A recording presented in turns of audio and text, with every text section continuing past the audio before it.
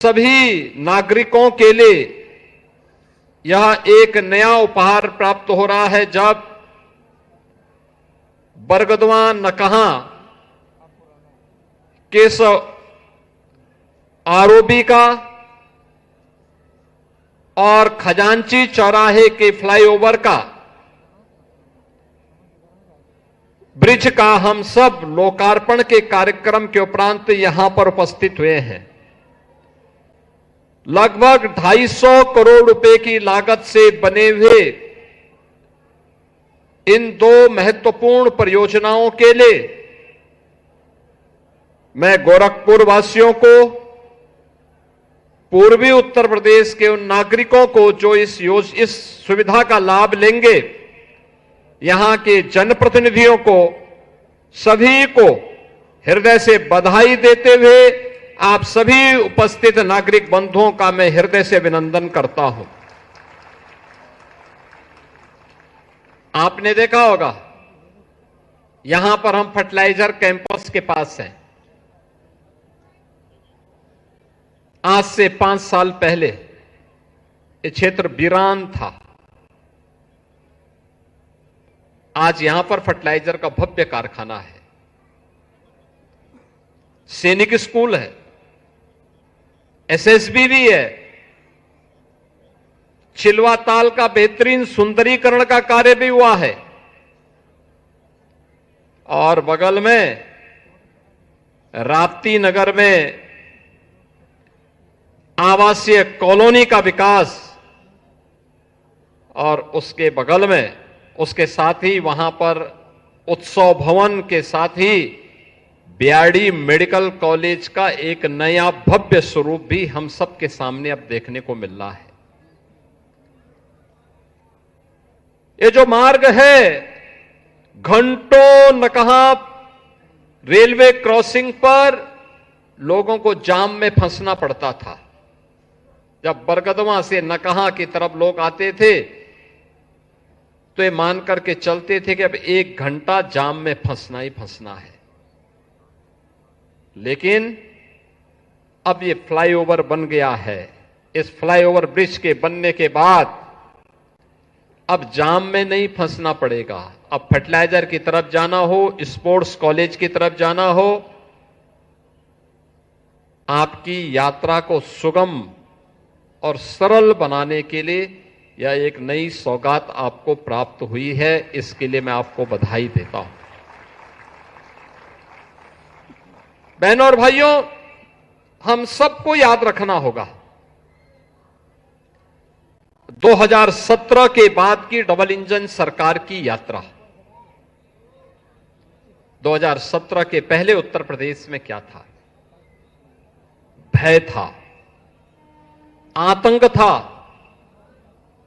उपद्रव था, अराजकता थी, बीमारी थी, दंगे थे। न बेटी सुरक्षित थी, न व्यापारी सुरक्षित था। ये कौन लोग थे जो जाति की राजनीति करते हैं, जाति के नाम पर अपने परिवार की बात करते हैं, जाति के नाम पर प्रदेश के नौजवानों के भविष्य के साथ खिलवाड़ करते थे। ये वही लोग हैं जिन्होंने आप सबके सामने, प्रदेशवासियों के सामने पहचान का संकट खड़ा किया था। पहचान का संकट, ये वही लोग हैं जिनके कारण प्रदेश अपनी पहचान के लिए मोहताज हुआ था। नौजवान के सामने पहचान का संकट खड़ा हुआ था। आज मैं कह सकता हूं, आदरणीय प्रधानमंत्री मोदी जी के नेतृत्व में अब समस्या नहीं, समाधान की बात होती है। अब माफिया और मच्छर और इंसेफ्लाइटिस नहीं, बल्कि गोरखपुर की वर्ल्ड क्लास सड़कें, AIIMS, fertiliser, medical college, AYUSH विश्वविद्यालय और गीडा में आ रहा ना निवेश, पूर्वांचल एक्सप्रेसवे का लिंक एक्सप्रेसवे आज एक गोरखपुर की पहचान बन रही है। एक नया गोरखपुर, नए भारत का नया उत्तर प्रदेश, तो नए उत्तर प्रदेश का नया गोरखपुर। और उस नए उत्तर प्रदेश के लिए अब बीमारू से ब्रेक थ्रू और ब्रेक थ्रू से पहचान की एक रिकोडिंग करने की प्रक्रिया के साथ अब उत्तर प्रदेश आगे बढ़ चला है। तो स्वाभाविक रूप से एक परिवारवादी और जातिवादी मानसिकता के लोग कैसे इसको बर्दाश्त करेंगे? जो दंगाइयों के हम परस्त थे, उनके सामने नाक रगड़ते थे दंगाइयों के सामने, आज जब दंगाई अपने बिल के अंदर घुस चुका है और जो घुसना नहीं चाहता था उसको जबरदस्ती नाक रगड़ करके आज प्रदेश को दंगा मुक्त करने का कार्य किया, तो उसके जितने भी हमदर्द थे वे सब परेशान हो उठे हैं, क्योंकि उन सब की आजीविका पर इसका बुरा असर पड़ गया है। हमने नौजवानों के लिए आजीविका के अवसर दिए हैं। ये डबल इंजन सरकार ने नौजवानों को सरकारी नौकरी भी दी है और निवेश का बेहतरीन वातावरण बना करके प्रदेश में निवेश की एक नई बहार बहाई है। निवेश आता तब है जब सुरक्षा का माहौल होता है। निवेश आता तब है जब अच्छा इंफ्रास्ट्रक्चर होता है।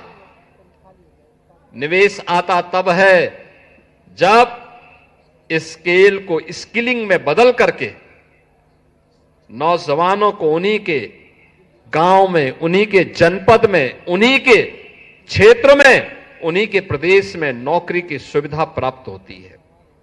और हम कह सकते हैं उत्तर प्रदेश में आया हुआ 45 लाख करोड़ रुपए का निवेश का प्रस्ताव उत्तर प्रदेश के अंदर 1.5 करोड़ से अधिक नौजवानों के लिए नौकरी की गारंटी का दस्तावेज है। और उत्तर प्रदेश के नौजवानों को इसके माध्यम से आज उत्तर प्रदेश के अंदर नौकरी मिल रही है। आप जाइए ना, फर्टिलाइजर हो या एम्स, आपको देखना है गीडा से लेकर के धूलियापार तक आज एक लंबी श्रृंखला उद्योगों की लग चुकी है। यहीं के नौजवान को यहीं पे स्किल डेवलपमेंट करते हुए नौकरी और रोजगार की सुविधा प्राप्त हो रही है। कोई सोचता था 4 लेन की कनेक्टिविटी होगी बरगदमा से नकहा के बीच, नकहा से स्पोर्ट्स कॉलेज होते मोदीपुर तक, फर्टिलाइजर तक, एयरपोर्ट से लेकर के सुनौली तक,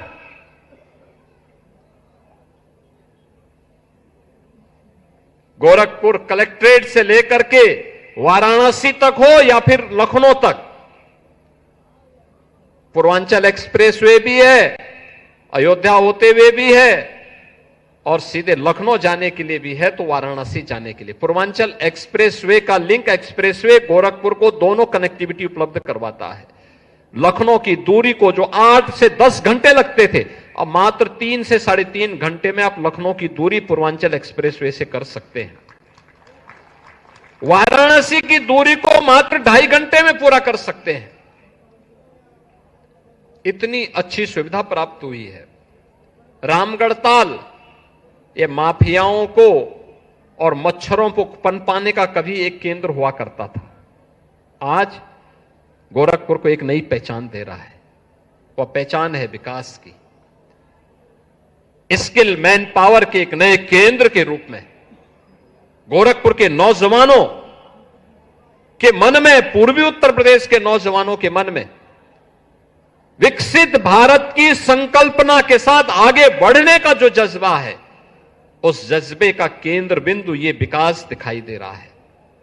और उसी विकास के साथ जोड़ने के लिए आज हम सब आपके बीच यहां पर आए हैं। मुझे प्रसन्नता है